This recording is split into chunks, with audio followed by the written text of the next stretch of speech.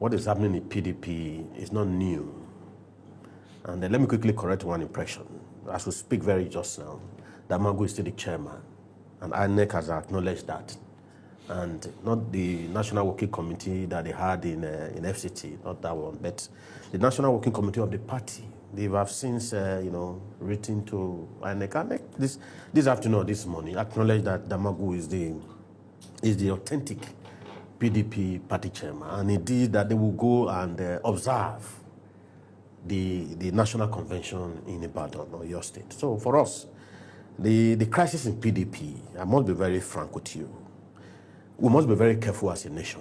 We must be very careful as a nation. Otherwise, we're about to repeat history. You know, history has a way of repeating itself by being engineered by us that have lost touch with history.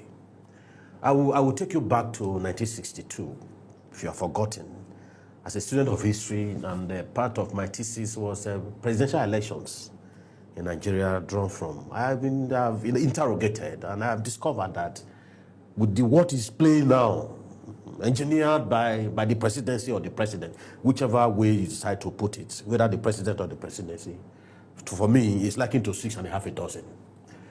You see, we must be very careful. You recall that during 1962, the Abubakar, Awolowo, and Nnamdi Azikiwe, you know the conundrum, the crisis that bedeviled, and the issue of Awolowo and Akintola at that time, and Abubakar, trying to suffocate Awolowo at that time, of being alleged of trying for treason, and he was sentenced to jail. And you and I know what follows, and what followed in the West as a result of Wild West, wet him or wet her, Operation Wealthy. We're about to repeat it again, because then there was a force trying to suffocate a part of the system. You know, I said it. You see, when you have something upstairs and you are going into a contest, your opponent, you should allow a level playing field for your opponent, so that both of you can contest it, favorably. My elder brother, Wike, as we speak very just now, he's still a member of PDP. And he claims that he's still a member.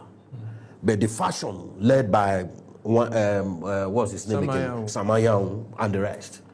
The meeting that was held at the quote-unquote National Working Committee was held in FCT. So what do you call that? So he has been the agent to destabilize. His task, use the word, please underline, was to cause, disturbance in every other platform that will give the president a tough, fight. And that's exactly what they are doing. And now, it's playing out in Labour. And you saw what happened in ADC not too long ago. So it's not here to rule for ADC. So for us, as a political watchers and participants, we are watching. We are trying to, draw a conclusion or try to look at the solution from history, as a student of history. I told you just now. So if you flash back to 1962, and later what happened in 1966, there is a correlation between 1962 and 1966. If APC as a party says you should look left, I bet you please look right. I bet you please look right. Because you just saying that he will admit that he is the cause, or perhaps he is the one that engineered what is happening in PDP. No, let us be very sincere. So for us, I'm not saying what he is doing is bad or wrong. I use the word bad or wrong. I didn't say right.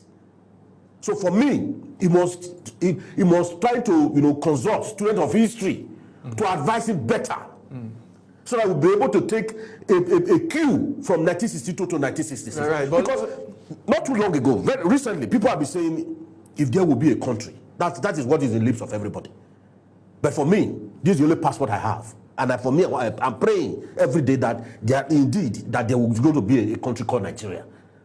So that's why for us, we have been saying it. I've said in this platform some time ago that our military, when we're having this crisis, this insecurity, left, right, center, that they were behaving like a last born that had been over-pampered. You know, when you over-pampered a last born, You have to practically, practically, even you even go ahead to write an exam for him or her. We have seen cases. So for me, but at a point they were almost proving us wrong that they weren't behaving like a last born that had been overfed or perhaps pampered.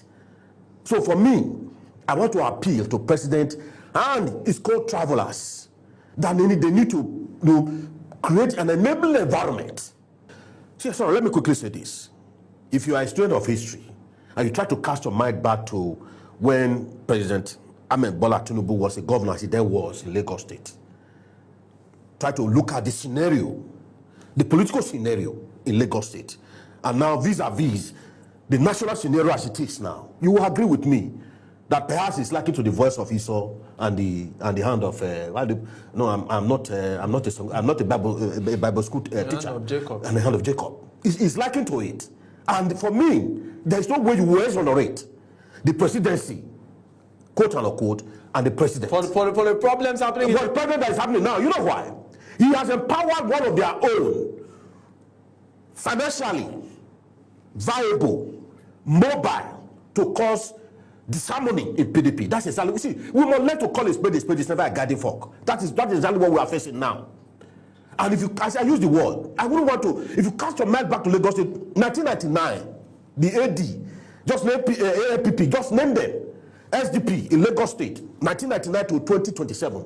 If you look at the scenario, I was a student. I followed him, bomber to bomber, because I love his style of governance. Because that time when he created LCDA, the then president Olusegun Obasanjo called his bluff and refused to, he would head the allocation meant for Lagos State. But he was able to survive, to meander, to midwife the crisis and I call it bluff of the president and the presidency as at that time. So that's why one thing I love him, that I followed him bomber to study him. But today he's using his God-given talent for the wrong reason. With utmost humility to the SY vice president. You see, what then there were some disgruntled, permit me, elements and what's his name again? The former River State and Minister for Transportation. Rotimi Amechi. Rotimi Amechi, the Saraki, the then Senate President, and the likes.